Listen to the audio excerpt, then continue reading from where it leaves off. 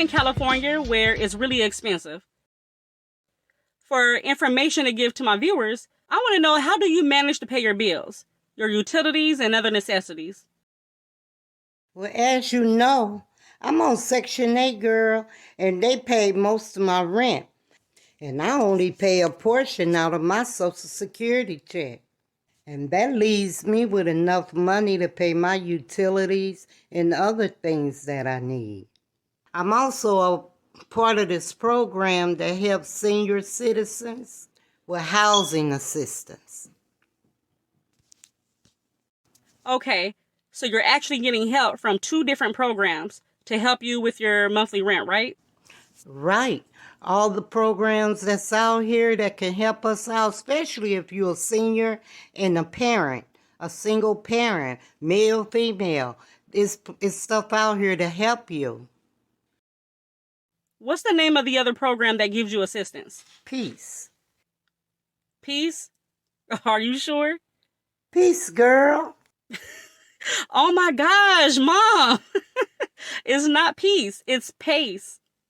Girl, that's what I said, pace. Okay, Mama, okay. That must be this damn PM stuff kicking in. I ain't about to play with you. Mm-mm. PACE has local and state programs, but I don't think it's nationwide, so definitely check to see if your state has other programs that they offer. I found this link on Google. I'm going to go ahead and post it in the description box, but that'll help you figure out what programs are available to you in those states and for those who need it. The PACE program offers different type of resources to those who need it. Some PACE programs don't actually help you pay your rent, but they do have relationships with developers and with your local housing commission or the Section 8 office to create some kind of housing incentive for specific people in need, like homeless people or those who are on the verge of becoming homeless. I know there's a PACE program on the East Coast. It's called the Housing Opportunity Center.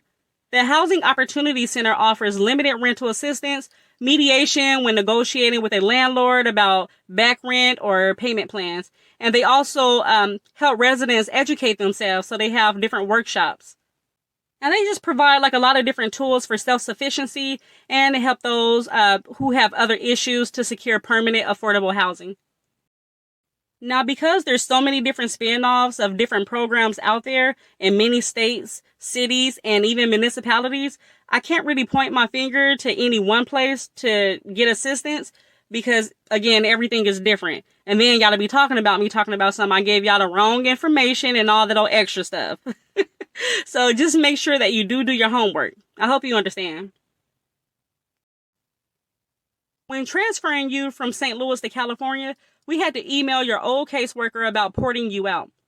When you were ported or transferred into California successfully, you got a new caseworker here in California. She said that because the rent is so expensive here, prepare to pay 40% of your income instead of 30%. And this is where that extra income was needed. So you got a different program to help you pay on top of Section 8. That extra 10%, it didn't seem like much until we started crunching numbers and realizing that every cent definitely does count. The extra 10% a lot of times was an extra $100, and being on a fixed income, that's a lot of money unless your fixed income is on a different level, like that rich kid daddy allowance type stuff. Not to mention, with the inflation and rental increases, it's especially harder now. How did you find out about the PACE program and how did you get accepted into it?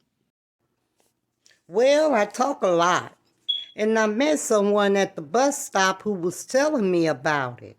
And I went in person, spoke to someone at the front desk to help me fill out the paperwork. And a couple of weeks later, someone called me to come in. And I filled out some more paperwork, and they told me that they could help me. And I was accepted into the program. Okay, so it didn't take long at all for them to accept you.